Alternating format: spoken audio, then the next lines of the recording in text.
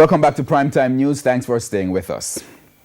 In this week's edition of the Business Review, Scotiabank is encouraging more of its customers to get online despite ongoing cases of cybercrime. The bank says it's the best way to ensure that customers' accounts haven't been compromised. TVJ's Andrew Laidley reports. Don't be afraid. That's the advice from Scotiabank's Executive Vice President of Retail Banking for the Caribbean North and Central Region, Audrey Tugwell Henry.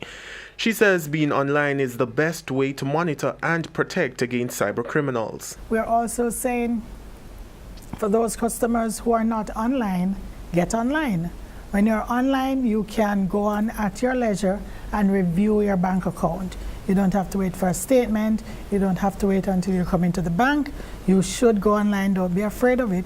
Go online so you can, at all times, whether you're in Jamaica, you're overseas, morning, 24/7, you can go into your bank account and see what's happening. Scotiabank recently rolled out its Transaction Alert feature, which notifies customers of transactions being made on their account in real time.